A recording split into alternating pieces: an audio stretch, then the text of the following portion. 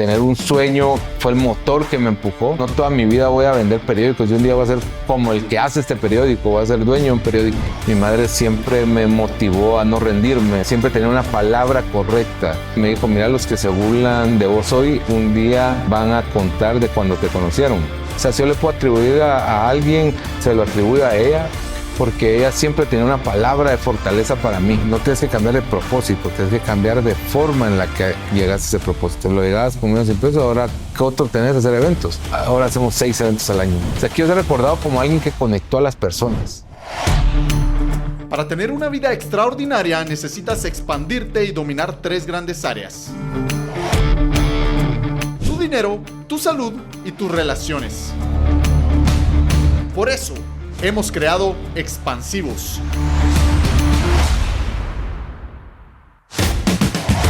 El único podcast y comunidad que te ayuda a expandirte para que puedas construir una vida llena de abundancia, propósito y libertad. Comencemos.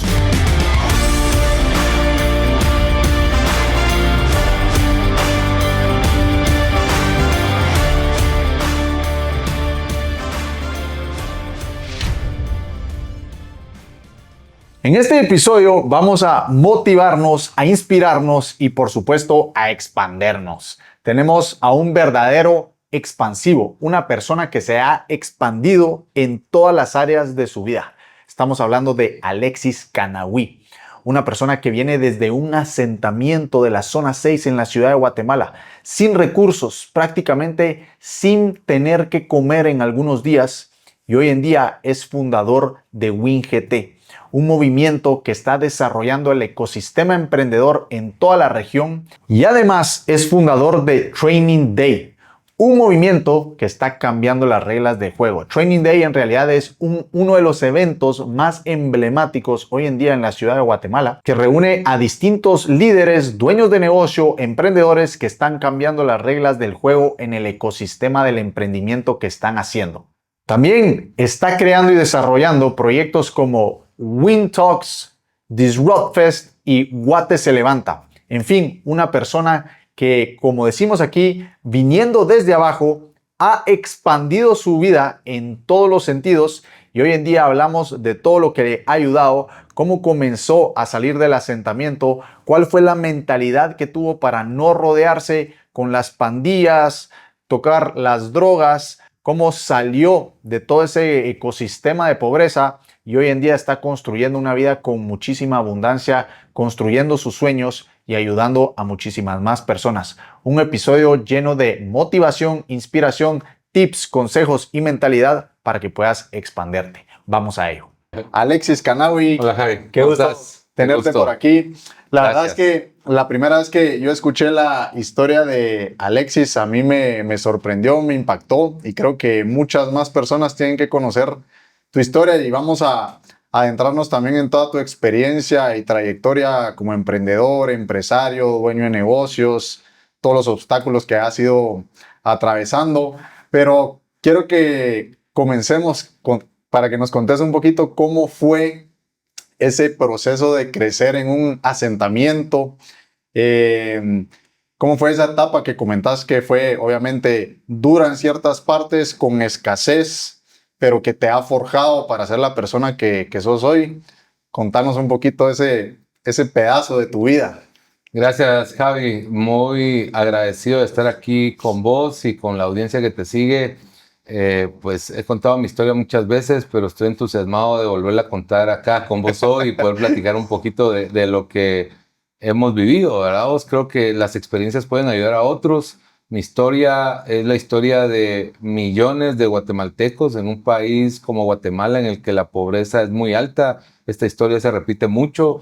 Yo nací en una familia de escasos recursos, de clase pobre, que a los 12 años mi papá es asesinado en un mercado de la zona 6 y cuando él muere pasamos de ser clase pobre a ser de pobreza a extrema pobreza. Sí, pues. Y esto nos complica aún más las cosas, de vivir en un cuarto de un palomar, en una habitación muy pequeña que cabían 2 camas, una estufa y una mesa, pasamos a irnos a vivir a un barranco, en un asentamiento en la zona 6, siempre a la orilla del río Las Vacas. Vivir en este asentamiento nos cambió la vida, porque yo recuerdo que mi papá era albañil y mi mamá lavaba ropa ajena, y recuerdo perfectamente que mi mamá en algún momento nos comentó y se cuestionó y dijo: ¿cómo vamos a vivir con 20 quetzales al día que ella ganaba lavando ropa ajena en casas, ¿verdad? Entonces ella dijo: no, el alquiler eran 200 quetzales al mes, no le alcanzaba para pagar el alquiler, el ingreso que generaba mi papá ya no estaba porque él había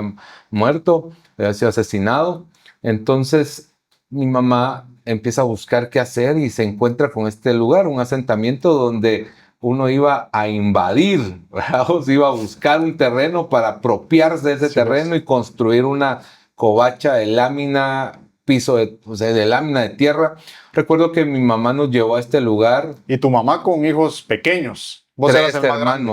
Tres hermanos y yo el mayor de los cuatro hermanos, 12 años. Sí. Tenía 12 años en ese momento, y a los 12 años, pues nos vamos y mi mamá consigue toneles viejos, rotos, y no sé dónde lo inventó, o sea, hasta el momento no sé dónde se inventó esto, pero ella dijo: sus toneles van a servir, los partió, pidió que alguien le ayudara a partirlos, y nos los llevamos, los bajamos uno por uno estos toneles, y con esos toneles ya aplastados, ¿verdad? Cercamos esta covacha de lámina, hicimos una covacha con estos toneles y con algunas láminas, y nos fuimos a vivir a este asentamiento. Para mí, Javi, era llegar a otro mundo, ¿verdad? Porque yo vivía en una colonia pobre, pero una colonia, ir a vivir a un barranco donde todo era monte. O sea, fuimos de los primeros de irnos a vivir a este barranco. Nos fuimos a vivir a este barranco, nos tocó construir esta casa, construimos esta casa con láminas, el piso era de tierra, no había luz, no había agua potable, no había drenajes, no teníamos un sanitario. No teníamos ninguna de estas condiciones básicas o comodidades básicas para una persona, pero así nos tuvimos que ir a vivir porque no nos quedaba de otra. O sea, la otra era, ahorita que está de moda el Chavo del Ocho, era que nos fueran a cobrar la renta y no tuviéramos para pagar y nos sacaran del lugar donde vivíamos. Y mi mamá le temía eso, ¿verdad? Me recuerdo que era un temor de mi mamá, decir: no voy a tener para pagar a fin de mes, no voy a tener para pagar a fin de mes. Y todo eso te empieza a llenar de un mensaje, ¿verdad, Javi? Que te puede servir para hundirte o para empujarte a salir adelante. Afortunadamente, la muerte de mi papá, caer a pobreza extrema, vivir en esa situación, para mí fue un desafío. ¿Verdad? Yo siempre digo que yo le llamo ángeles a personas que se han atravesado en mi vida, que me han ayudado de alguna otra manera, algunos de ellos con una palabra, un mensaje, otros incluso me echaron la mano con dinero o con recursos, ¿verdad? Pero recuerdo que dos de ellos en esa etapa de mi vida, uno se llamaba Gerson y otro se llamaba Adolfo. Gerson me dice: Alexis, ahora vos sos el hombre de la casa y tenés que ayudar a tu mamá a salir adelante. Y el otro, a los 12 años, el otro era mi vecino y también me acuerpó y me dijo: mira, cuenta conmigo, yo te voy a ayudar y voy a ayudar a tu familia. Y ambos me ayudaron.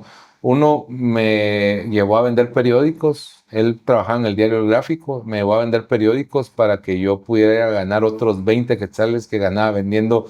Recuerdo que en promedio alguien vendía 30 periódicos, yo vendía 50 periódicos. O sea, porque mi necesidad era tan grande, o sea, mi necesidad era tan grande que yo decía: no puedo ganar menos que los 20 quetzales que mi mamá ganaba. Entonces, yo decía: tengo que vender 50 para ganar 20 quetzales al día. Entonces, me esforzaba, caminaba más, llegaba más temprano para vender periódicos. Y así fue como el inicio, o sea, de una etapa a los 12 años de mi vida en la que mi vida cambió rotundamente, ¿verdad? Cambió drásticamente, no solo mi vida, la de mi mamá, la de mis hermanos, ¿verdad? Pero no la recuerdo tan dura como parece ser, no la recuerdo tan traumática como pudo haber sido para mí. Y esto también responde a algo que toda mi vida me han dicho, que soy una persona resiliente, vamos, y que hoy cuestiono esa palabra, hoy me cuestiono esa palabra, pero que creo que la resiliencia fue la que me ayudó a sobreponerme a ese momento tan crítico de mi vida, en el que, como me preguntabas al inicio, nací en pobreza, crecí en pobreza, y después de vender periódicos, pues no me quedó otra de trabajo desde los 12 años hasta aquí. Buenísimo. Alexis, la verdad es que tu historia es bien, bien inspiradora. Vos sos la persona, como el nombre del podcast, expansivos. Vos te has expandido y has crecido en todas las áreas de tu vida. Y algo que yo veo en vos es tu mentalidad, que obviamente es lo que te ha diferenciado, digamos que de todas las personas que vos has conocido, de donde creciste. La mentalidad es uno de los factores más diferenciadores para salir adelante. Hay muchas personas que tienen miedo a ir por sus sueños, a salir de su zona de confort, a subir un reel, una historia, a hacer un live, cosas que saben que necesitan hacer o que tienen en su corazón.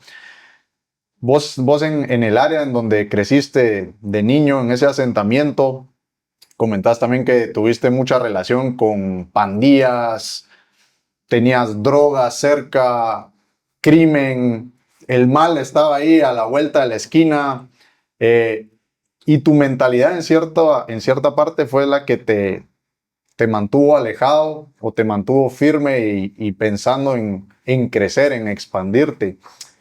¿Qué crees vos que te ha ayudado a vos en temas de mindset, de mentalidad para actuar a pesar del miedo? Hasta la fecha, estoy seguro que haces un montón de cosas que te dan miedo, pero que vos sabes que te va a llevar a donde querés llegar. Y siento que hay muchas personas que se quedan frustradas, amargadas por no tomar acción. ¿Vos cómo manejas ese tema de mentalidad para echar a andar tus proyectos y seguir creciendo?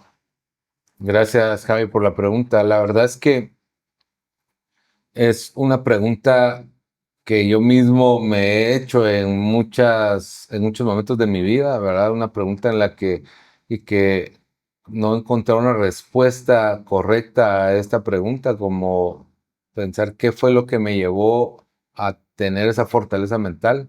Siempre se lo he atribuido a mi madre, mi mamá. Ella, antes de casarse, trabajó con alguien que estaba dentro del gobierno en una época de conflicto en Guatemala. Esta persona sale expatriada a Costa Rica y se la lleva a ella 2 años a vivir allá. Mi madre ya era adulta, ahí aprende a leer porque ya no sabía leer antes, nunca fue a estudiar, aprende a leer.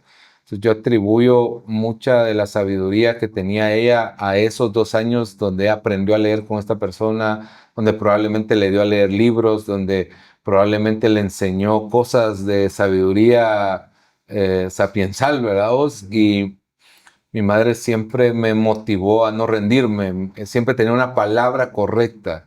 Yo recuerdo que en una ocasión se burlaban de mí por vender periódicos y yo, porque los demás compañeros, aunque vivía en un lugar muy parecido, los demás no trabajaban también, o sea, no tenían la necesidad de trabajar los 12 años todavía. Pero algunos se burlaban de mí en la escuela. Yo estaba en una escuela que no estaba ahí, yo seguía en una escuela que era más, no era de clase tan pobre, pero sí era de clase media pobre, ¿verdad? Que era una escuela pública siempre. Entonces se burlaban de mí, me dijo, mira, los que se burlan de vos hoy, un día van a contar de cuando te conocieron.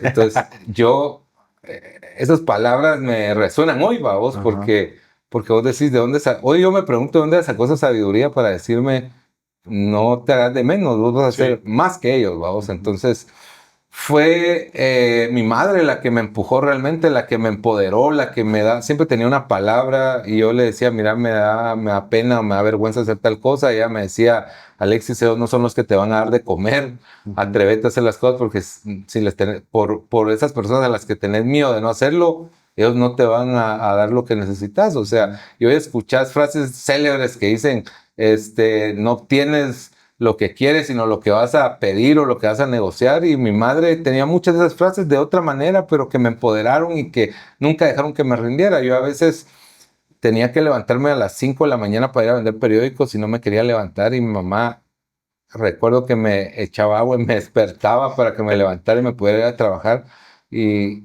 Y me decía, se me quiebra el corazón hacerte esto, pero tienes que aprender a ser responsable y así. Y no es por el dinero, no es por el trabajo, no es porque lo necesitemos, es porque quiero que sea responsable.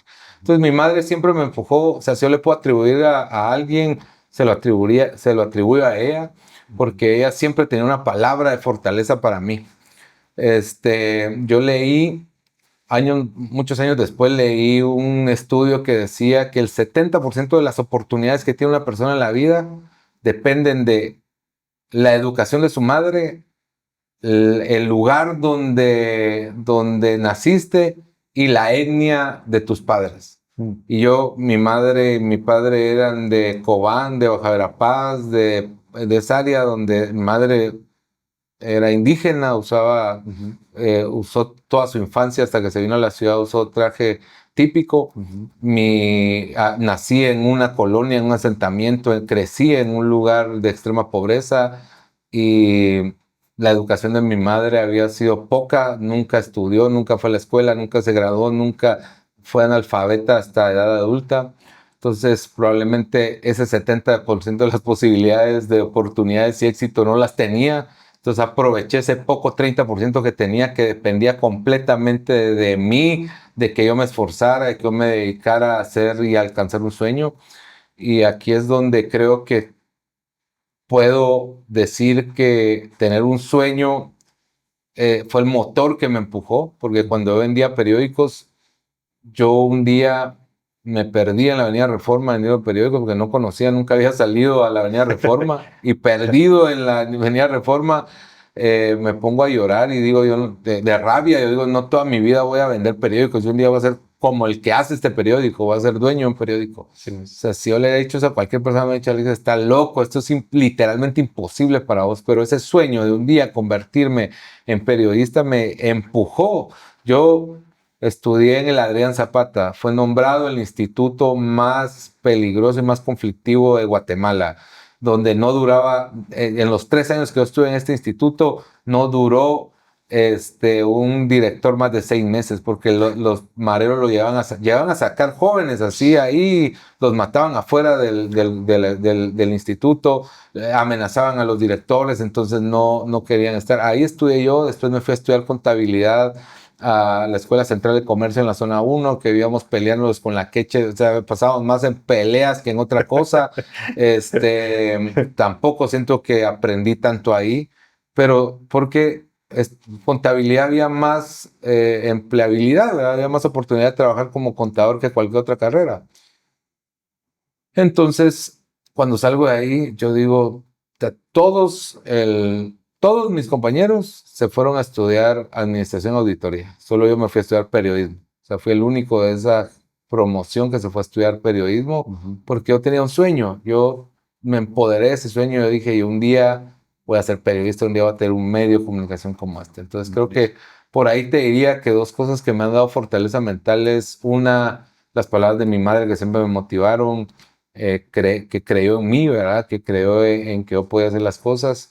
Y lo segundo, tener un sueño que desde niño me apropié de él.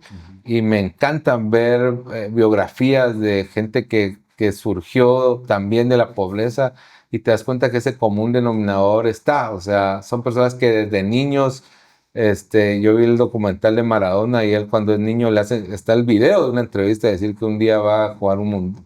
No, él no dice que va a jugar un mundial, dice que va a ganar un mundial. Sí. Entonces, vos decís, o sea, él tenía claro su sueño desde que era un niño, entonces eso lo llevó a mantenerse firme en ese sueño y creo que es algo que me pasó a mí, o sea, ese día cambió mi vida, ese día yo dije, yo no voy a pasar vendiendo periódicos toda mi vida, no es que crea que es denigrante vender periódicos, porque no lo pensé en ese momento, simplemente yo me empoderé de un sueño y me apropié de un sueño. Yo digo que soñar es la mayor de las facultades y que soñar es crear en un estado mental lo que después va a ser realidad. Si lo creas aquí en tu mente y tomas la decisión de que querés algo y te empoderas de eso, lo vas a ir construyendo, ¿verdad? Y yo en algún momento fui a buscar la palabra soñar en el hebreo.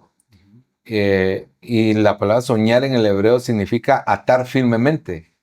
Y yo dije, o sea, es una de las definiciones. Yo dije, ¿esto qué relación tiene, verdad? Y lo investigué y me puse a estudiar y no encontré una relación. Fui a la Biblia, fui a los manuscritos, porque la palabra está muy relacionada a la Biblia. Y encontré que cuando encontrás un sueño, atás algo a vos, o sea, te atás a esa cosa, a eso que estás pensando, que estás creando en tu mente, y lo atás tan fuerte que de alguna otra manera vas a encontrar la fuerza, la fortaleza, la capacidad para lograrlo. Entonces, yo creo mucho en los sueños y he hecho giras en universidades con jóvenes hablando acerca de empoderarse de un sueño.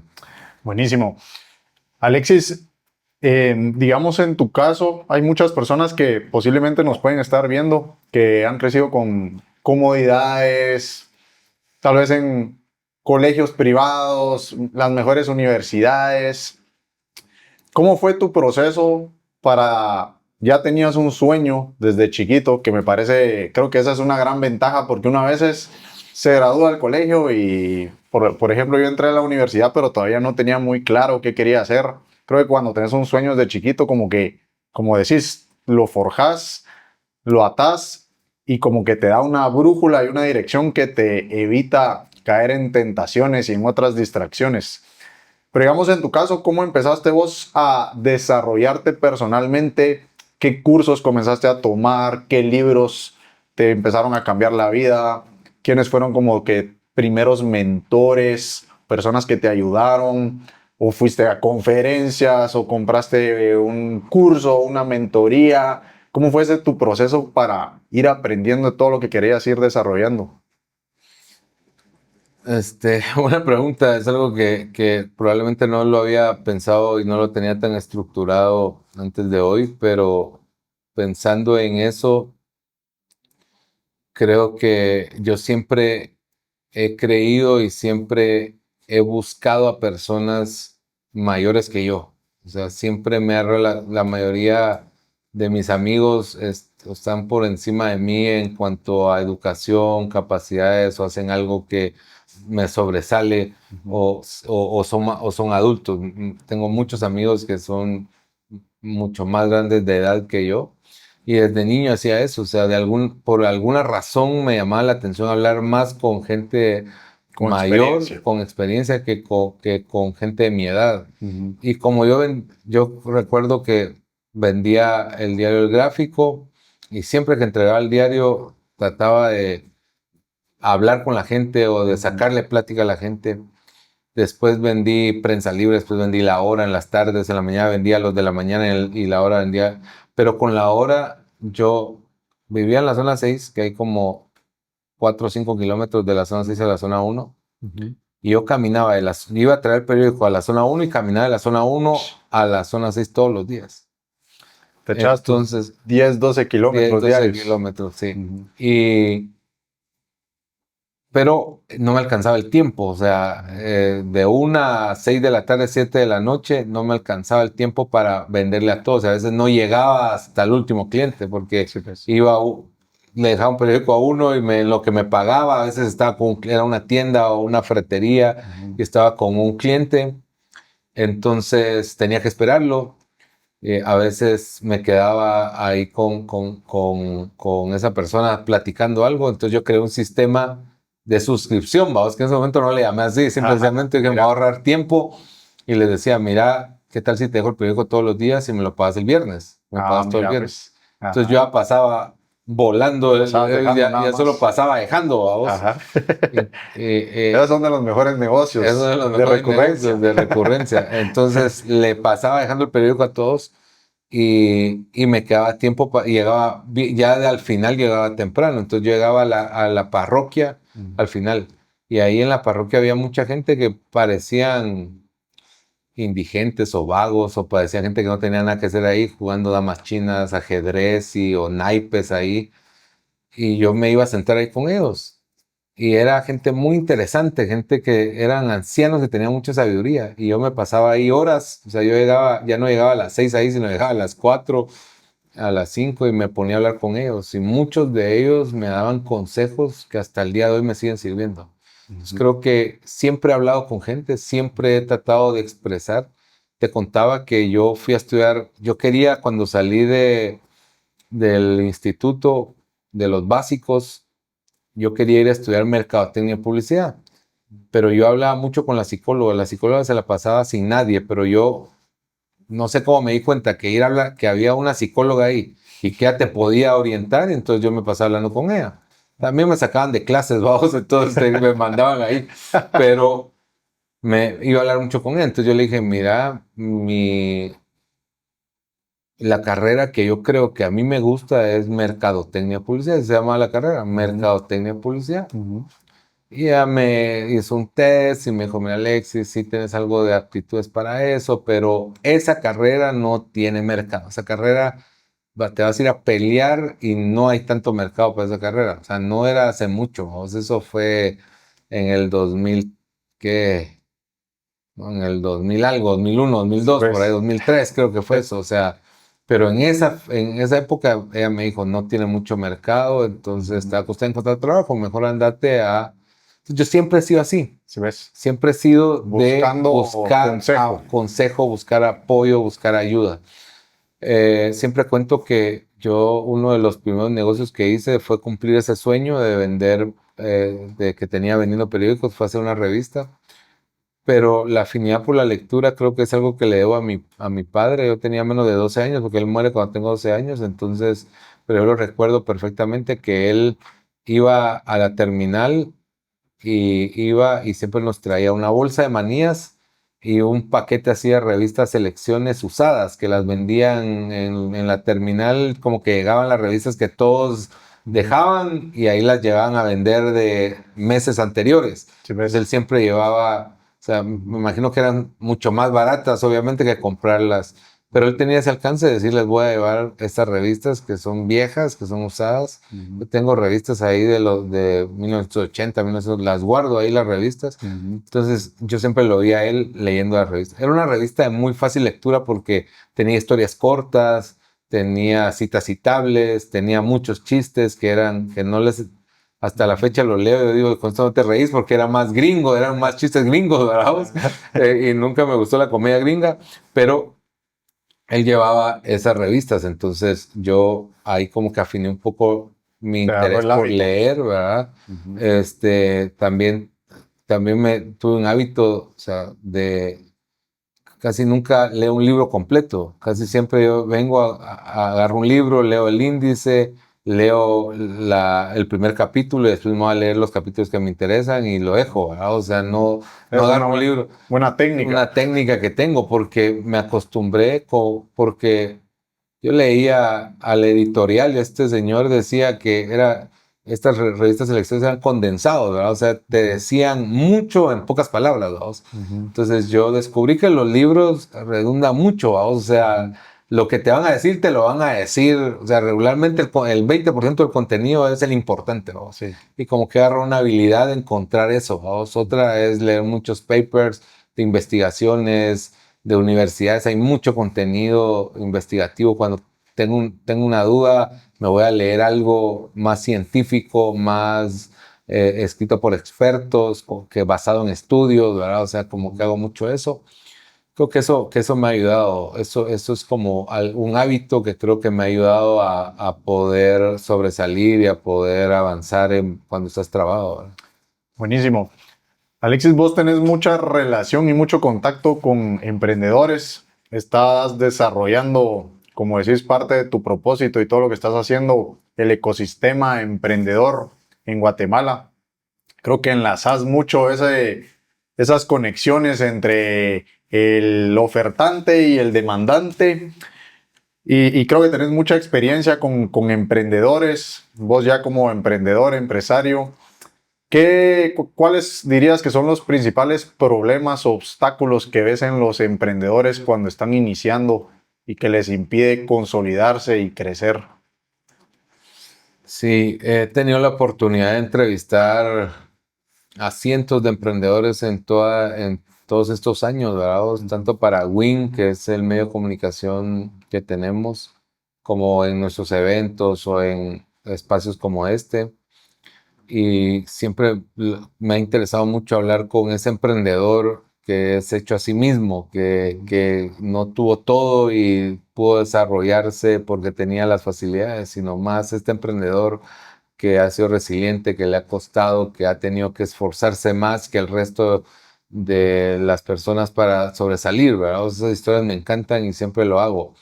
Pero yo he identificado una cualidad en estos emprendedores y es que encuentran cómo resolver, o sea, encuentran cómo resolver un problema, o sea, se proponen no hacer un negocio, no hacer dinero, no encontrar fama, sino su objetivo principal en la vida es resolver un problema. O sea, y se enamoran de ese problema, ¿verdad? Y creo que ahí es donde está uno de los principales problemas del emprendedor, y es que los emprendedores tienen intenciones equivocadas. Los emprendedores muchas veces van detrás de la posición, detrás de la libertad de tiempo, detrás del dinero, ¿verdad? O se equivocan enamorándose de la solución y no del problema. Y este es un grave error porque me ha pasado, o sea, que a veces estás resolviendo un problema, pero te enamoras de la forma en la que lo estás resolviendo y no quieres soltarla. Y tengo un ejemplo palpable de eso, que yo quería impactar y quería generar un impacto y quería conectar y transformar ecosistemas de negocios y emprendimiento, y lo estaba haciendo a través de medios de comunicación impresos.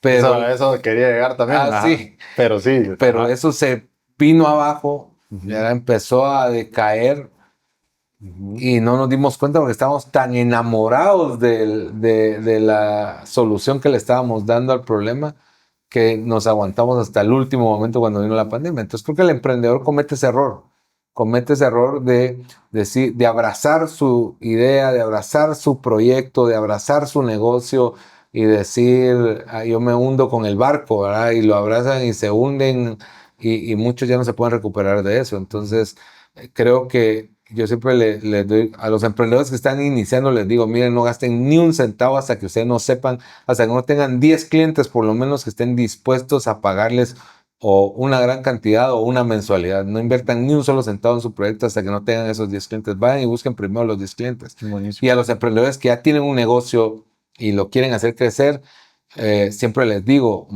la única forma de poder pasar el famoso Valle de la Muerte o poder atravesar ese Valle de la Muerte es encontrando la atracción necesaria para pasar ese Valle de la Muerte. Y ese solo lo encontrás a través de alianzas, a través de conectar con tu cliente ideal, de encontrar ese cliente y saber quién es, identificarlo, y de poder minimizar tus costos, de crear un equipo que realmente te ayude. Creo que hay varias aristas, pero estos 4 pilares creo que son los que muchas veces hacen que los negocios no logren avanzar, ¿verdad? Buenísimo. Sí, yo creo que ahí dijiste súper clave, que es ayudar, encontrar un problema y crear una solución, ver cómo podemos aportar valor a ese mercado. Le llaman Product Market Fit, ¿verdad? Como que tener algo que el mercado esté dispuesto a comprarnos al precio que nosotros queremos vender. Y ahí empezaste a tocar un poquito. ¿Qué problema viste vos en ese momento que dijiste, voy a crear la revista, voy a crear Win? Y la otra pregunta es, porque mi hermana trabajó mucho tiempo como diseñadora en una revista que era de modas, bastante famosa, no recuerdo el nombre ahorita, pero yo me preguntaba, ¿cómo es el negocio de las revistas? Y creo que hay muchas personas que no lo saben. Entonces, ¿vos qué problema detectaste? ¿Cómo comenzaste? ¿Y cómo lo monetizabas? Bueno, he sido un emprendedor que me he hecho emprendedor un poco a golpes, ¿verdad? Sí, he cometido muchos errores. Siempre digo que el fracaso es inherente al emprendimiento, ¿verdad? No hay nada seguro en el emprendimiento. Lo único seguro es que vas a fracasar y que vas a tener que pasar momentos críticos en el emprendimiento. Yo quizás pasé de vender periódicos a vender productos en la calle, o a convertirme en un vendedor ambulante, le llamaba yo, de ir a tocar puertas y vender productos. Comencé vendiendo libros, discos, cuando todavía se escuchaban discos. Y esto me llevó a poner un negocio más estable. O sea, logré poner una librería donde vendía libros y discos. Y esta librería fracasó rotundamente al poco tiempo. No duré ni un año teniendo este negocio. Entonces fracaso y quiebro y pierdo todo. Después pongo una venta de ropa porque veo que unos amigos vendían ropa y les iba muy bien. Entonces dije, hago lo mismo. Están en un mercado, vendía mucho, busco un mercado, pongo una venta de ropa y voy a vender. Entonces busco el local, consigo el local, meto todo mi dinero ahí, pongo la tienda, la abro bonita y todo. Con Y stock. todo, le pongo todo, o sea, me gasto hasta el último centavo ahí y tampoco es un negocio que logro durar, fracasa rotundamente. Después, como tenía afinidad con la música, me vuelvo distribuidor de varias disqueras y empiezo a vender discos y a convertirme en un vendedor. Hago un sitio web para vender discos y este sitio web se lo mandaba a mis clientes, ellos podían comprar, pagar y yo se los mandaba a dejar. Cuando miraba que era una compra grande, yo mismo se los iba a dejar. Entonces, compro muchos discos de una distribuidora local, que yo nunca me di cuenta que estaban vendiendo a buen precio los discos porque la industria estaba sufriendo. Si no, digo, esta es una oportunidad y invierto mucho dinero comprando. Eso fue en el 2008 y ahí es mi tercer fracaso y meto otra vez todo mi dinero en esto y digo, esto lo voy a vender porque estaba vendiendo un montón de discos. Creo que los discos tuvieron probablemente tuvieron un boom en algún momento, ahí bajó y de ahí volvió a subir y de ahí se murió. O sea, esa es mi lectura del disco. Entonces yo compro esos discos, empiezo a vender y sale Spotify, sale Apple Music en el 2008. Los primeros como... ¿Qué eran? ¿Cómo le llamaban? Como que donde tenían todas las canciones, sí, los iPods. Sí, los iPods, sí, sale Steve Jobs diciendo aquí hay 1000 canciones en un dispositivo. Los discos al hoyo, así, o sea, así de un momento, o sea, bro, yo viví eso de cómo cambió de un momento a otro. O sea, yo tenía 3000 discos en una bodega, saliendo como 50, 100 diarios, y de un momento a otro dejaron de venderse, brother. Te mandaron. Y yo le escribía literalmente, llamaba a la madre, le decía, mira, brother, este disco, tenía clientes que yo un día fui a la oficina de uno de esos mis clientes que se quedó siendo mi amigo. Mira, brother, con lo que me clavaste, y tenía así toda esa pared llena de discos, ¿vos? Así como ya no servían, los puso de adorno, ¿vos? Entonces me dice, mira, esto te lo compré a vos. O sea, tenía clientes así, brother, ¿qué onda? No, brother, ahora estoy comprando música digital. Es más barata, viene antes, la compro cuando compré todo lo que vos no me has podido traer, porque yo me tardaba como 3 meses en traer, había unos discos dobles en inglés que traían como 50 canciones, que costaban como 250 quetzales. Salía el WoW, se llamaba 2024, y yo salía en julio y yo lo traía en diciembre o en enero del otro año. Entonces ya no se podía. Entonces, otro negocio que fracasó rotundamente. Sí, entonces, y yo no me di cuenta que esas disqueras que me vendían esos discos a mí, esas distribuidoras que me vendían esos discos a mí, también estaban saliendo. Entonces yo les empecé a comprar lo que ellos estaban sacando. Sí, ves. Entonces ahí me endeudé un montón. Todavía tenían la esperanza de ver si se levantaba. Brother, no era la esperanza, era la ignorancia. Sí, o sea, era más ignorancia que esperanza. No ver el mercado. Ellos lo sabían porque ellos estaban leyendo qué estaba pasando. O sea, probablemente yo lo vi, pero yo no lo vi de la forma correcta. Yo dije, esto se va a seguir vendiendo, ¿vos? Como ha pasado en todas las tecnologías, ¿vos? Alguien se tiene que equivocar, ya me tocó equivocarme. Ellos, probablemente yo era nuevo, ellos tenían muchos años en esa industria, ya le habían sacado el jugo, ya eran lobos viejos, ¿verdad? Que ya sabían. Yo era joven, no sabía, o sea, tenía 20 algo de años. No sabía mucho de negocios, no sabía de tendencia, no sabía un montón de cosas. La ignorancia me costó caro.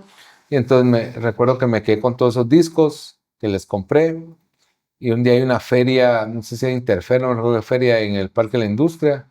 Entonces yo digo, algo voy a sacar de esto y me voy a vender discos de a 3 por 100. ¿Vamos? Costaban 100, 120 cada uno, me voy a vender de a 3 por 100 al parque, para rematarlos, al parque de la industria, para rematarlos. Y aquí vamos a vender todos estos. Increíblemente y afortunadamente, Eso era en el 2008, 2009. Eso Todavía. no había viralización, pero no sé cómo llegaba gente solo a mi stand a comprarme, vamos, porque se enteraba de la gran oferta. O sea, alguien pasaba comprando y le decía, brother, compré 3 discos por 100 y iban, vamos. Sí, ves. Todavía había un grupito de gente que no tenía acceso a la música digital, vamos. O sea, ese grupito de gente me compró ahí. O sea, el segundo día todavía intenté subirle a 2%, pero había más que pues está a 3%, no, pero estos están a 2%. Entonces todavía intenté subirle, vamos. Entonces todavía logré recuperar algo de dinero, pagarle a algunos. Recientemente me encontré a uno de estos empresarios que me dio esos discos y me quedé con buena relación con ellos, pero me quedé con una deuda como de 200,000 quetzales en una tarjeta de crédito. Sí, pues, Entonces, otra vez. otra vez a comenzar de cero y a comenzar y a pagar. O sea, creo que lo peor que puede pasarle a una persona, no a un emprendedor, a una persona en la vida es trabajar 2 años para pagar una deuda. Sí. Entonces, los siguientes 2 años pasé haciendo negocios, trabajando, construyendo otras cosas, haciendo para pagar esa deuda. Y como regreso a este punto que te digo, de mamá le huía a las deudas, le huía a no tener para pagar. Los valores que te inculcó no fue quedarle viendo al banco y ahí a ver qué pasa, sino pagarle y hasta que no le pagues. Esa era mi visión, vamos, pagar. Yo no trabajé para construir un negocio, esos 2 años trabajé para pagar una deuda, vamos. Sí, ves. Hoy daría otro consejo, pero llámeme si quiere que se los dé. Pero pagué la deuda y después resulta que comienzo como me renace la idea de poner un medio, porque esa es la pregunta, ¿no? Contesto esto para ¿Cómo llegar llegaste aquí. ahí? Entonces renace el sueño de decir, brother, despertá, vos tenés un sueño. Es un sueño ¿Ahí cuántos años tenías? Ya. Ahí tenía 23, 24 Sí, años. ¿dónde estabas? Chao. Estaba chavo. 23, 24 años. Estaba saliendo de la U. O sea, yo le prometí a mi madre que iba a estudiar 5 años y me iba a graduar de periodista en la Universidad de San Carlos. Sí, ves. No sabía lo difícil que era estudiar en la Universidad de San Carlos. Tengo amigos todavía que no se han graduado de la Universidad de San Carlos y siguen ahí luchando. Yo estuve 5 años y 5 años estuve y 5 años. O sea, 2 cursos me faltaron. Me faltaban 2 cursos para graduarme, pero los dejé. Yo dije 5 años y... Sí, ves. Es imposible, brother. Es imposible graduarse en la Universidad de Carlos 5 años. O sea, ese es mi resumen, es imposible. Pero me esforcé mucho por hacerlo y o sea, la enseñanza no lo logré, pero estuve 5 años. Entonces, pero por poco lo logro, pues, o sea, yo para estudiar 2 cursos tenía que casi pasar otros 2 años ahí porque quitaban otros, o sea, era un Sí, te atrasas rollo. mucho. Pero la cosa es de que coincidía con eso, entonces yo decido, ya había estudiado ya periodismo, ya sabía que era periodismo, no había hecho prácticas, pero ya había ido a medios, ya había estado dentro del rollo, ya sabía cómo funcionaba un medio. Haroldo Sánchez había sido mi catedrático, el director del Diario Centroamérica había sido mi catedrático, Héctor Salvatierra, o sea, gente como muy experimentada en los medios, me había dado clases, nos había transmitido su visión de que era tener un medio, sabía que ya que era un medio. Pues, Lo que no me enseñaron ahí, cero, fue hacer un negocio. Eso sí, en lo absoluto. Ninguna universidad. Bueno, sí hay universidades, pero ahí no. sí. Entonces yo salgo de la universidad y digo, bueno, es el momento de Meterle al sueño. Meterle al sueño. O sea, intento buscar un trabajo, la verdad es que intenté buscar un trabajo de periodista o algo para ir a hacer mis planes, pero no me salió. Entonces me voy a construir una revista, pero de cero, sin saber nada. Entonces voy con un impresor y el impresor buena onda. Mario se llamaba él, está en la zona 7 y me dice... Alexis, aquí tengo una máquina de 1909 alemana, que estos alemanes se equivocaron, hicieron una máquina indestructible. En esta podemos imprimir, te sale más barato. Me ayudó un montón. Incluso yo llevaba papel, maquilaba, yo iba a compaginar la revista. Vamos, ahí se sumó por primera vez mi hermano Elder. Y él te hacía los diseños, algo así, porque yo veo que él es muy bueno con los diseños. Ahí empezó no sé si es diseñador. Él nos dice, él es empírico. ¿Vamos? Ya, Él, sí, porque sí él tiene aprendió. buen ojo. Sí, Yo sé un poquito de diseño por mi hermana, pero yo he visto Sí. cuando tuve la oportunidad de irme con ustedes, yo miraba a Elder ahí diseñando y tiene buen ojo para los diseños, que eso es clave pues en las revistas. sí, clave. ahí se sumó él. Y entonces recuerdo que íbamos a compaginar y yo me jalaba a mi hermana, me jalaba a todo el mundo a ir a compaginar esa revista ahí porque nos daba... Y yo sabía compaginar porque... ¿Qué es compaginar? ¿Cómo así? Compaginar, yo sabía, porque cuando imprimís, todas las páginas están sueltas. Entonces, Ya. compaginar es unir las páginas Ya. para después engraparlas, ¿vamos? Ok. Y yo sabía hacer eso porque la hora te daba las hojas sueltas. Ya. Entonces te las entregaba y vos ibas a agarrar tus 3 paquetes era y de armando? ahí desde ahí El las orden. armabas, ¿vamos? De ahí las armabas y te las llevabas. Ok. Entonces recuerdo que hacía eso, aprendí de impresión. Entonces por ahorrarnos cosas, hacíamos todo, ¿vamos? O sea, hicimos así la primera revista. La verdad es que no hubo un estudio de mercado, no hubo un análisis, no hubo un business plan. ¿Y vos redactabas el contenido o cómo era el...? Sí, escribía Ok. y Y el bastante. objetivo era sacar como la primera impresión, digamos, o el tiraje para irlo a enseñar a marcas Sí. para el siguiente tiraje que estuvieran ahí o... Para ese momento, que fue la primera revista se llamaba Actitud, era una revista de Actitud. liderazgo. Mm. Para ese momento yo ya tenía como un pequeño network, ¿vamos? Ya tenía amigos ahí, estos que te digo que les vendía. Entonces yo les fui a hablar a 10 y les dije, mira, mucha, ayúdenme, ¿cuánto tiene el presupuesto para salir en una revista? Y de los 10 creo que como 7 me dijeron que sí. Pues con eso yo tenía los costos de impresión y algún otro poquito ahí para distribuirla y todo. Entonces Sí, ves. hacemos la revista, pero no, como te digo, no tenía nada. O sea, yo tenía el sueño de hacer una revista. ¿Verdad? Todo lo fui armando en el camino. O sea, cuando fui con una marca, le presenté la revista y me dijo que sí a una cantidad que en ese momento me parecía muy alta. O sea, me dijo, mira, o sea, el cuate, no me recuerdo ni su nombre, era un gerente de mercadeo como pocos te vas a encontrar en la vida, creo yo. El cuate me dijo, mira, ¿cuánto cuesta esta página? Por decirte algo, 5,000. Y la de atrás, 5,000 también. Bro, y la de atrás se vende más cara. La Ajá. contraportada es más cara. Sí, a veces está la Sí. revista o la prensa al revés, ¿verdad? Entonces yo le digo, sí, tienes razón, esta cuesta 8,000. Ahí me improvisé, vamos. Ok, te la compro, vamos. Y cuando yo dije, sí, pues, sí hay un... Pero era Hay mercado. la primera vez que vendía esa cantidad. De ahí a todo, era como la tercera edición. La primera y la segunda había vendido hacia cuates que ¿cuánto tenés? Tengo 300 pesos, tengo 500 pesos, tengo 1,000 pesos, o sea, nadie me había pagado una cantidad así, pues. Sí, o sea, ves. Fue tu entonces, primera venta fue high mi ticket primera que dijiste. high ticket. Yo dije, te salí de emocionaste. ahí, yo dije, sí. Sí O sea, se puede. yo no hice un estudio de mercado, no analicé otros medios, no hice nada, bro. Yo me fui, Sí. vamos.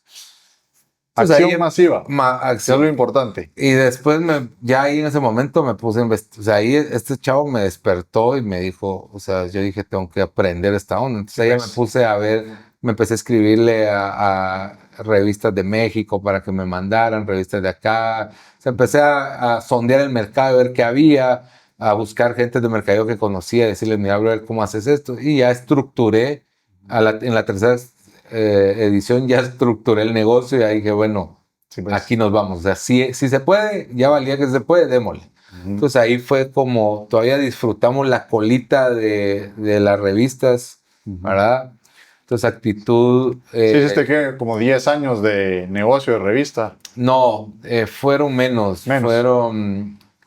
Fueron unos 7, 8 años. Sí, Hasta 7, 8 pandemia. años hasta pandemia. Sí, pues. Y me volvió a pasar lo mismo, ¿vos? Solo que ahí había aprendido cómo fracasar, ¿vos?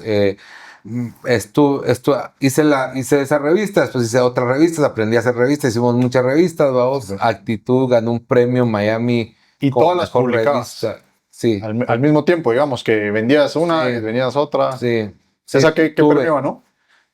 Revista Actitud ganó un Actitud. premio en Miami como mejor revista mira. del género en Latinoamérica. O sea, sí participaron 300 revistas y ganó como este premio, un reconocimiento. Se llama el Pues. Premio Águila a la mejor revista de Latinoamérica. O sea, habían como 5 o 4 categorías y participaban revistas de toda Pues Latinoamérica. ya eras pro en ese momento ya, ese nicho. en ese momento ya habíamos perfeccionado, ya teníamos una revista. O sea, desde ahí, o sea, yo cuando hice este análisis de cómo funcionaban las revistas, todo me hizo clic, vamos. O sea, la revista se ve, incluso escuché un video de un editor de la revista que yo había admirado al Niño Selecciones y él decía, el alma de una revista es el contenido. O sea, si querés que la revista tenga vida, tienes que forzarte en. Entonces, yo dije, el contenido tiene que ser espectacular. Sí, ¿verdad? que la O sea, gente entonces, quiera entonces leer. nuestra revista no tenía el mejor look de todas las revistas que participaron, pero eso no era lo que calificaban, no era el diseño, no era la impresión, Contenido. aunque era muy bueno. Nosotros ya habíamos subido el nivel de la impresión y el diseño era muy bueno, pero no era el mejor. Yo vi las revistas y habían revistas mejor diseñadas, pero cuando las ibas a ver, el contenido nuestro era sobresaliente, las entrevistas bien hechas, buena fotografía. O sea, en ese momento no habían revistas así ni en Guate, pues, o sea, sí le metimos corazón y alma a generar un contenido de alto valor. Entonces eso fue nuestro diferenciador, logramos meternos, lo vamos a mantener, lo vamos a hacer un negocio de eso. Hicimos otras revistas, pero de ahí nosotros en el 2019 ya dijimos vamos a bajarle a la revista, ya nos habíamos dado cuenta, pero no tomamos la decisión de tajo, sino nos obligó la pandemia a dejar de imprimir, ¿va? O sea, entonces dijimos, ya no, quitamos, para ese entonces hacíamos como 5 o 6 revistas, hacemos una revista para universidades, hacemos una revista para Fitness One, hacemos una revista que se llama Turning Point, hacíamos Win, hacíamos Actitud. Entonces nos quedamos solo con Win, que era una revista que habíamos visto un modelo que en el mundo de revistas de startup disruptivas. Entonces era eso, cool companies, empresas de tecnología, nuevos negocios, nuevas industrias que están saliendo. Y también fue una revista que tuvo mucha influencia. Entonces nos quedamos solo con esa digital. Entonces ahí en la pandemia dijimos, bueno, nos vamos a meter a solo medio digital, que esa era la idea inicialmente. Pero cuando pivoteamos y todo, vimos que ahí todavía no íbamos a poder mantener el ritmo y los ingresos que necesitábamos. Entonces, un coach, esa es otra cosa, yo siempre le digo a la Mara, no necesitas dinero, necesitas un coach, vamos. Entonces un coach vino y me dijo, Alexis, Julián Leu, que era mi coach en ese momento, me dijo, mira, no tenés que cambiar de negocio, no tienes que cambiar de propósito, tienes que cambiar de forma en la que llegas a ese propósito. Lo llegabas con menos impuestos, ahora ¿qué otro tenés? Hacer eventos. Sí, ves. Entonces ahora hago lo te abrió mismo, ahí solo el que panorama. ahora hacemos 6 eventos al año. Vamos. Buenísimo, buenísimo. Ahí dijiste un montón de cosas interesantes y lo importante creo que ahora pues la última vez, imagínate, las revistas tal vez en pandemia, ¡pum!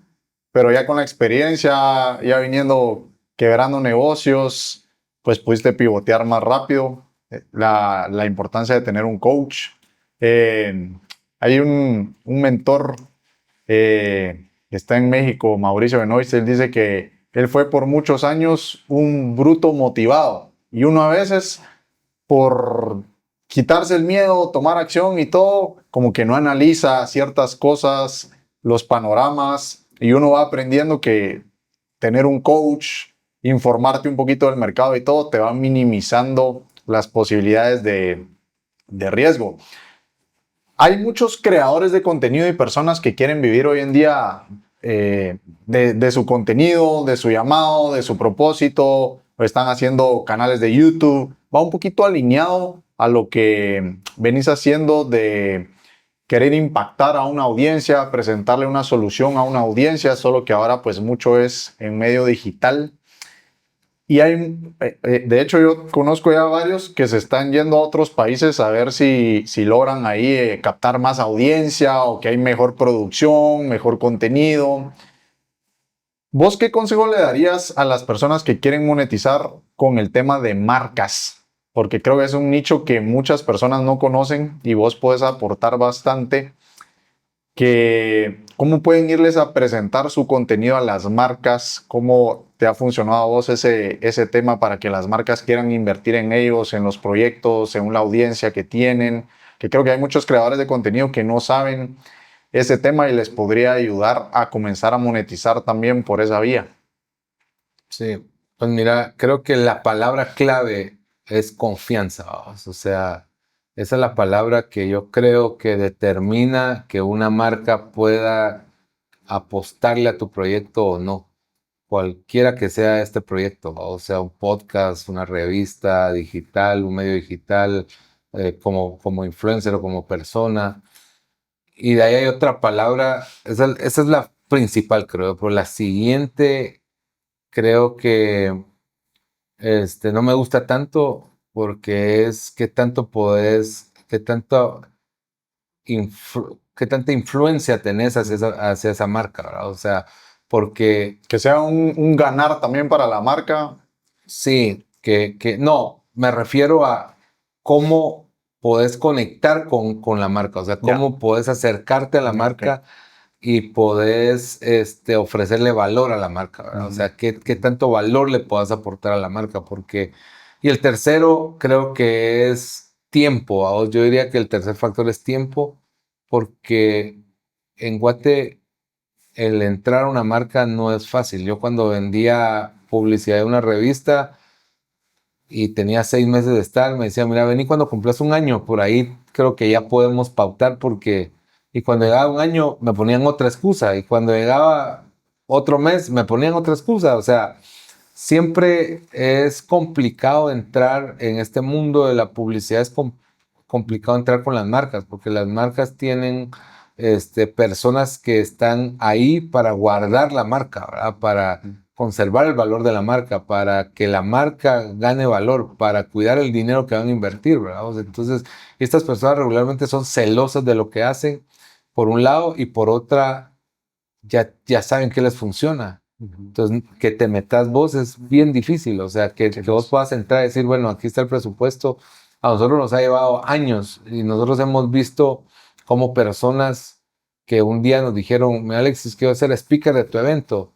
Y nosotros le decimos, fíjate que no podemos. Y el otro día está haciendo un evento, vamos, está haciendo su propio evento. Yo digo, no sabe lo que se está metiendo. O sea, nosotros tuvimos que aguantar muchos años para poder estar donde estamos hoy. O sea, si alguien ve hoy training con 40 marcas participando como patrocinadoras, el camino que tuvimos que tomar para llegar ahí tuvo que ser ese camino de confianza, de conectar con la marca, De crear el ecosistema que le aporte valor. ecosistema que le aporte valor. Y el tercero es de conocer a las personas, vamos, o sea, Sí. Saber cómo ir llegando. si yo pudiera quitar algo en Guatemala es el tema del nepotismo que hay en Guatemala. O sea, Eso es aquí es, complicado. si te conocen, Más fácil. entras, y si no, brother, es complicado. Sí, Pero, pues, ok. pero entonces, creo que eso me ha llevado a mí a convertirme en una persona también que hace mucho networking. Yo creo que en la vida te regresa lo que sos.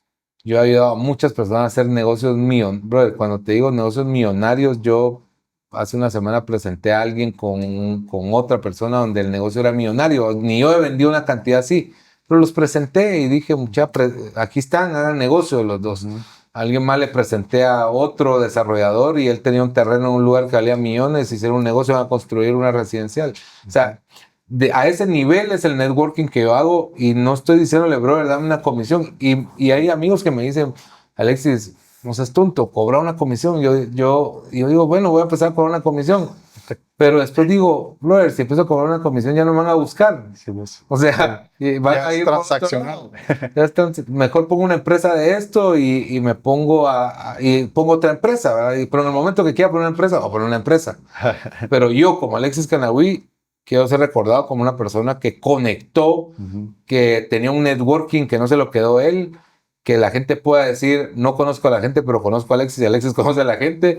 O sea, quiero ser recordado como alguien que conectó a las personas, que transformó a las personas que estaban a su alrededor, que la gente puede venir con confianza a mí a decirme, Alexis, ayúdame, y si están mis posibilidades y no me quita tiempo, recursos, y lo voy a hacer. Incluso a veces hasta invirtiendo tiempo, ¿verdad? O sea, a mí si alguien me dice, brother, grabemos un podcast, brother, hagamos algo, a mí me encanta esto porque yo digo, voy a llegar a otras personas a las que no he llegado con un mensaje que sé que de alguna manera les va a servir, ¿verdad? Buenísimo. Ahí dijiste un montón de cosas súper claves. Para ir terminando, que el tiempo vuela. Sí, cabal. ¿Cuáles son las metas y proyectos que más te emocionan para los próximos 5 años? En negocios, en tu vida en general. Pues yo creo que lo he descubierto, es un mensaje también que le he estado dando a la gente que está alrededor mío y que a mí mismo me ha costado venderme la idea, y es que uno no debería tener solo un sueño, ¿verdad? O sea, cuando te des solo un sueño, esto también te carga, se vuelve una carga, se vuelve pesada esa carga, y te puedes hasta afectar o enfermar o por llevar una carga tan pesada, el estrés, entonces creo que hay veces en que hay que soltar, hay que aprender a soltar ciertas cosas que no se cumplen en su momento. A veces uno yo digo que a mí lo que me ha ayudado es ser testarudo, a vos es Resiliente. resiliente, es aguantar.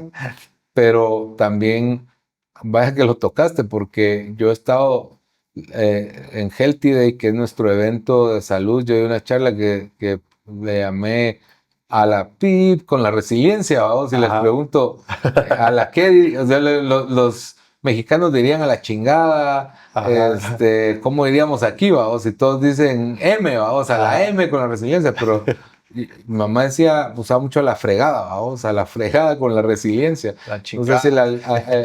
el algoritmo va a identificar fregada como una mala palabra, pero creo yo que el problema de la resiliencia es confundirla con resistencia, vamos. O sea, el emprendedor confunde la resiliencia con aguantar, aguantar, aguantar, aguantar.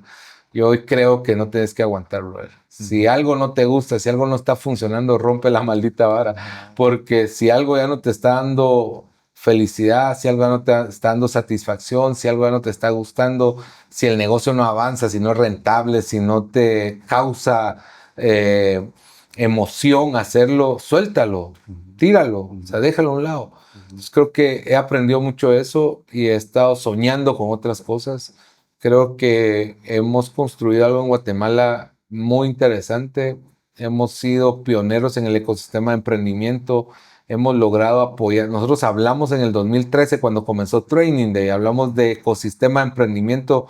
Cuando yo me subí a hablar y decía el ecosistema de emprendimiento en Guatemala, la gente se acercaba, mira, ¿qué es ecosistema de emprendimiento? Sí, ¿qué es ecosistema? ¿Qué significa eso? Explícame. Sí. O sea, yo había estado en Israel, había estado en Chile y había escuchado el ecosistema, que para mí era también nuevo, ¿verdad? Entonces yo vine y dije en el 2013, voy a hablar de ecosistema de emprendimiento. Eso es lo que quiero, crear un ecosistema de emprendimiento. Hoy no tenemos un ecosistema de emprendimiento en Guatemala, Pero creo que lo vienen haciendo, pues. yo creo que no, que todavía no está, sobre todo creo que no está, que no hay un ecosistema de emprendimiento, y aquí no sé si voy a decir algo que pueda afectar tu podcast, Nada. pero no hay un ecosistema de emprendimiento porque el gobierno no ha hecho su papel fundamental en un ecosistema de emprendimiento. Y tal vez ahí, ¿qué crees vos que tiene que haber para que exista un ecosistema de emprendimiento? Para la gente que diga, pero ¿qué podemos hacer para desarrollarlo?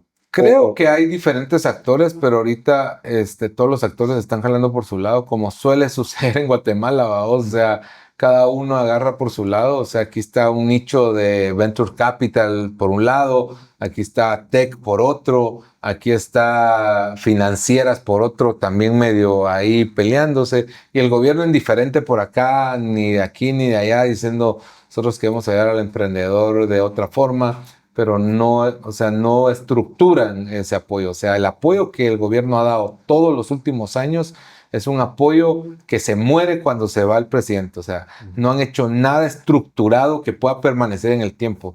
Y yo he estado con yo he estado cerca de muchos de la gente de gobierno de los últimos años, tratando de apoyar y diciéndole esto es lo que hay que hacer. Pero yo sé lo que hay que hacer, no porque me crea que soy superior pero yo llevo adelantados, yo llevo 13 años yendo a congresos, yendo a eventos, yendo a Israel. He estado varias veces en Israel, he estado 5 veces en Chile, he estado en el ecosistema de México, de Colombia. O sea, yo he estado con los que crearon Startup Chile, con los fundadores de Startup Chile, que es el ecosistema más importante de Latinoamérica de emprendimiento, en Argentina. O sea, he hablado con los que empujan el ecosistema de emprendimiento en los países. Estuve viviendo 6 meses en Silicon Valley. Hablé con gente que está muy metida en el ecosistema de emprendimiento de Silicon Valley. Entonces, sé cómo funciona, sé cómo se debería hacer, pero yo no me voy a meter a hacerlo. Yo lo impulso, lo provoco, lo promuevo, pero no tengo la fuerza, el músculo para hacerlo. Entonces, todos los ecosistemas tienen el músculo más fuerte, que es el gobierno. Ya, ok. Porque el gobierno tiene la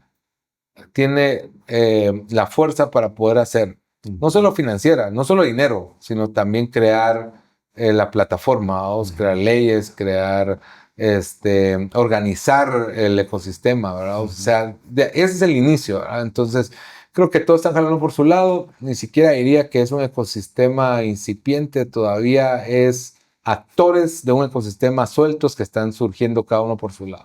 Así le llamaría yo al ecosistema de emprendimiento de Guatemala, pero que seguimos empujándolo, seguimos hablando de esto, y Training Day, que es crear ecosistema de emprendimiento en el país. Buenísimo. Alexis, para todas las personas que, por cierto, vamos a poner esto que acabas de decir como un reel viral ahí para que todos te escuchen. Buena onda. No, pero las personas que te quieran conocer, conectar con vos, ver de los eventos y todo, ¿dónde te pueden contactar? Buenísimo. Hoy hacemos 6 eventos al año. Hacemos un evento que me emociona un montón, que es OX, Foro Empresarial de Occidente, que es un evento que reúne a 1,500 emprendedores en Quetzaltenango de todo Occidente. Vos fuiste a una gira que fue matadísima, esta gira de ir a varias ciudades del occidente. Pues ya no hacemos la gira, ahora hacemos un evento en Shela que se llama OX, Foro Empresarial de Occidente. Tenemos un evento de mujeres líderes, tenemos un evento de biohackers, longevidad y burnout y cómo combatir el estrés laboral, que también es muy bonito. Tenemos Training Day, que es el 4 de septiembre, que es un evento de ecosistema de emprendimiento. Y ahí tenemos Disrupt Fest, que es un evento de tecnología, full tecnología. Entonces hacemos 6 eventos al año y nos pueden encontrar como, bueno, estoy como Alexis Canahui en todas las redes sociales. Vamos a dejar en la descripción, ahí dejamos tus redes sociales. Alexis Canahui, ahí estoy a las órdenes, soy muy activo en LinkedIn, es donde creo que trato de mantener un poco más de permanencia en redes sociales, pero para servirle a quien necesite. Buenísimo, Alexis, de parte de Expansivos y toda la comunidad, gracias por todo lo que nos has aportado. Te deseo de todo corazón que sigas metiéndole con todo, cumpliendo tus sueños, y espero que te pueda entrevistar más adelante para ver cómo vas. Buenísimo, Javi, qué buenísimo. Gracias a vos por la oportunidad y te felicito por esta iniciativa. La verdad que creo que vas a agregar mucho valor al emprendedor guatemalteco. Espero que este episodio te haya servido y te haya gustado, pero más que todo, espero que puedas aplicar algo en tu vida con una pepita de oro que tú te hayas llevado y que tú lo tomes en acción, que lo pongas en práctica. Entonces este episodio habrá valido la pena. Pero además queremos seguir expandiéndonos y tú eres parte de todo este movimiento expansivo que estamos creando para ayudar a más personas a expandirse en todas las áreas de su vida. Entonces quiero pedirte un pequeño favor que te va a tomar 2 segundos. Simplemente dale like si lo estás viendo en YouTube y además suscríbete aquí para poder crecer, y si esto tú consideras que le puede ayudar a algún familiar tuyo, a algún amigo tuyo, a alguien que tú quieras que se expanda también en distintas áreas de su vida, entonces simplemente compárteselo para que este mensaje pueda expandirse al mundo entero. No te pierdas el próximo episodio y ya sabes, a seguir expandiéndonos.